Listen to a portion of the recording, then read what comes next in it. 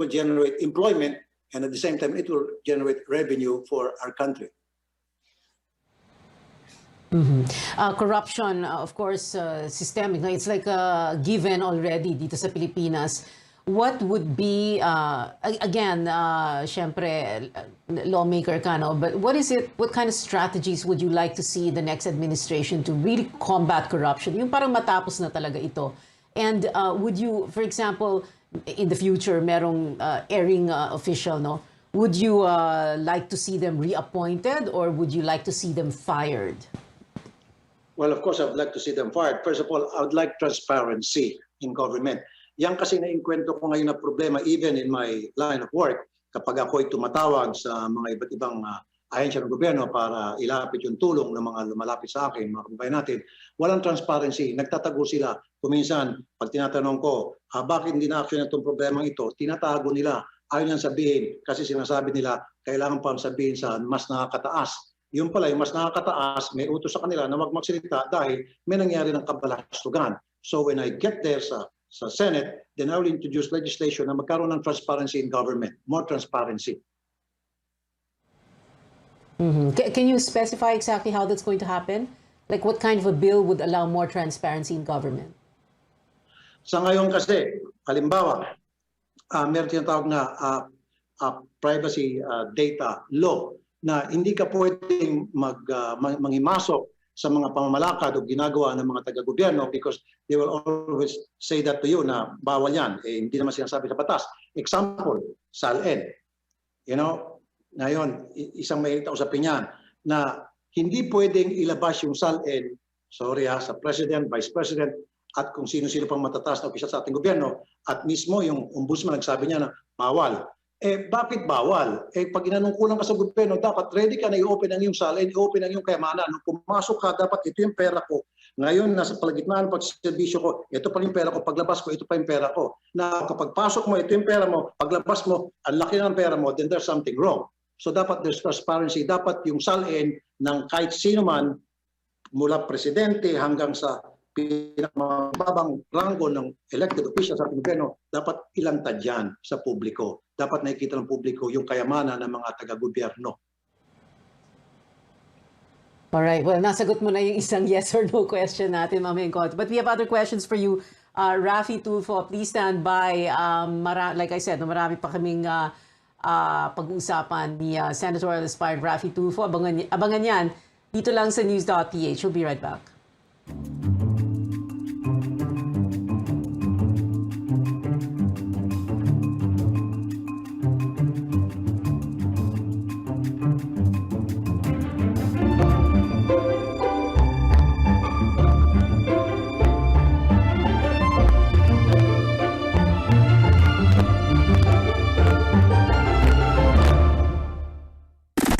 YKB Radio Ronda.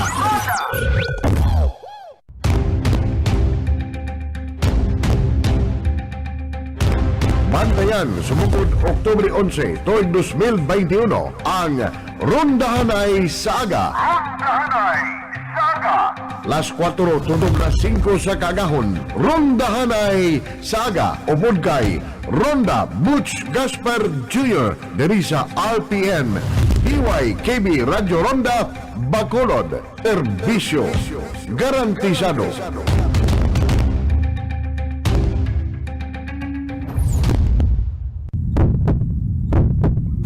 Kag pamati diri sa RPN DYKB ang palatuntunan Pulso sang Banwa.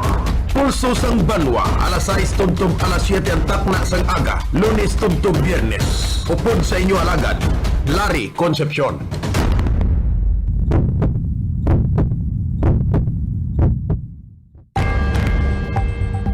Let's get ready to rumble!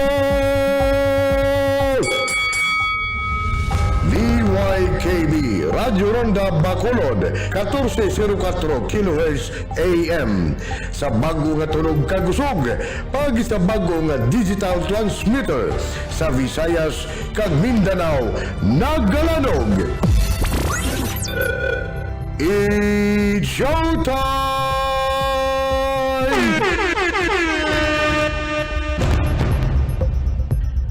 Marca RPN, serbisyo garantisado.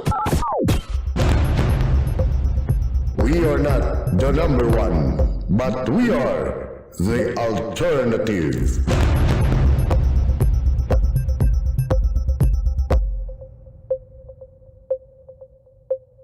DYKB Radio Ronda.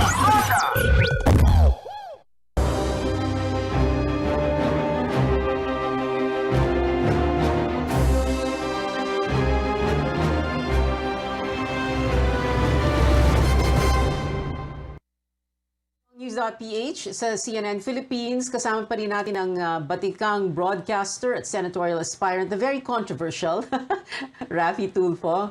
I was about to say Erwin.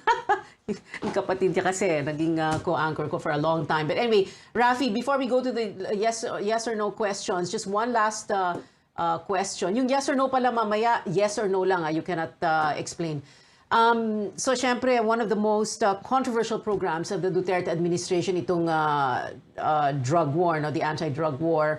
Are you in favor, in the next administration, are you in favor of another ironclad, no-nonsense anti-drug policy? You know, would you fight the war on drugs the same, or would you want to see the war on drugs fought the same way it was fought during this administration? No. No.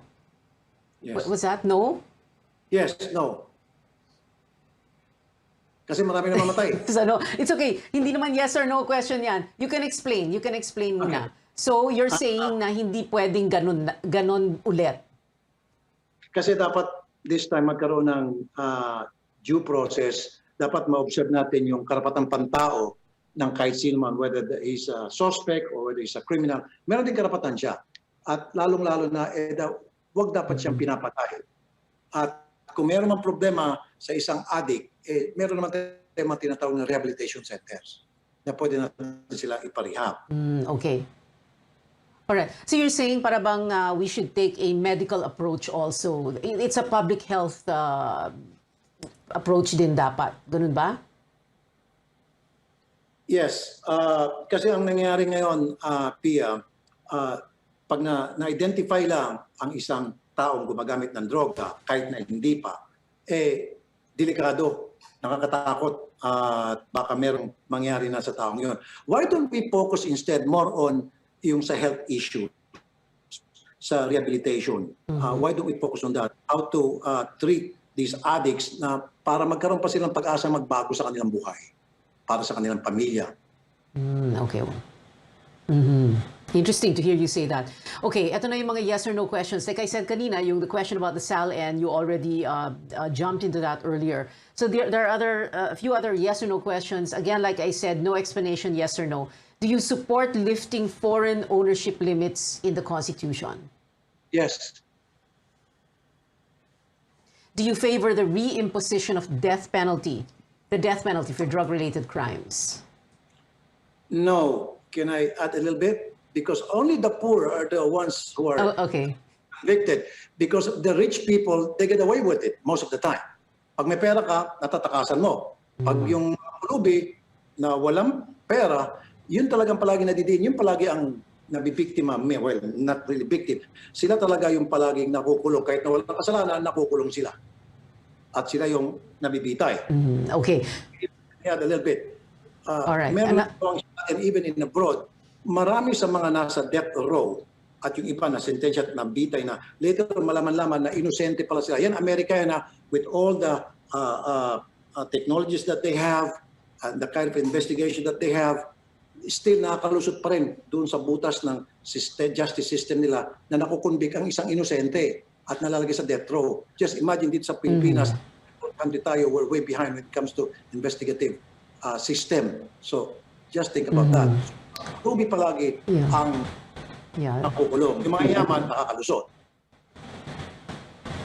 Oo. Well, yeah, that's true. No, we have a lot of yung tinatawag na wrongful convictions also. This next question, although, President Duterte has said he's not running for VP, but, well, we never know yet. But the question is, again, yes or no lang ang sagot. Should a sitting president be allowed to run for vice president in the next election? Yes or no? Yes. Yes, okay. Yes. Do you favor resuming peace talks with communist rebels? Yes or no? Yes. Should the country be more aggressive in protecting its maritime interests in the West Philippine Sea? Yes or no? Yes. Okay. And my final question before I let you go, Rafi, and then before you give us some final words, no. You have a party list group, yung ACT CIS party list group. Your wife is one of the nominees, and together with Eric Yap, right? So Right. tatakbo ulit syempre ang ACT CIS, and then if you do get into the Senate, it's like para bang marami kayo, kumbaga, no, in elective office. What do you think of, syempre maraming batikos pag ganoon, senador, sa isang pamilya may senador, may congressman, may mayor, may party list, ganoon. What do you think of all of that? Pia, ganito yan eh. Why should we let the people decide kung payag ba sila na senador ako at yung wife ko congresswoman, na kung ayaw na nila na magkaroon ng dalawang tulfo sa politics, then huwag nilang iboto ang isa sa amin or huwag nilang iboto kahit na sino sa amin. Now, if they think na magiging capable kami, magawa namin yung aming trabaho na maayos para sa kabuti ng ating bayan at mamamayan, then vote for us. Ganun lang yun. Kailangan yung taong bayan ang mag-decide. Silang bahala mag-isip at mag-decide pagdating sa halalan kung kailangan bang iluklok ang katulad ko at kapamilya ko. It's all up to them. Okay. And for my final question for you, Rafi, so right now, like we said, when we started, so ranking 1 to 2 ka sa survey, but this is the September survey, no? There's like how many months to go before the elections. So we don't really know how things will go, no? If you will still be within the top 12, hindi naman natin talaga alam, ano? What do you think, how are you going to feel if, for example, by some, stroke of, I don't know what, bad luck or something, biglang hindi ka, you don't make it, no? You don't get into the Senate. How would you feel about that? Yun okay lang sa akin. So ibig sabihin, ayaw ako ng mga botante. Ba't ko pagpipilitan ang sarili ko kung ayaw nila sa akin? So, no hard feelings. Okay. Maraming salamat sa iyong oras. Rafi Tulfo, senatorial aspirant. Independent pala, no? Independent. Thank you very much for being with us tonight, Rafi. Thank you for having me. Susunod sa News.ph, Coronation Night sa Miss World Philippines 2021 na puno ng kontrobersiya. Ang buong kwento dito lang sa CNN Philippines.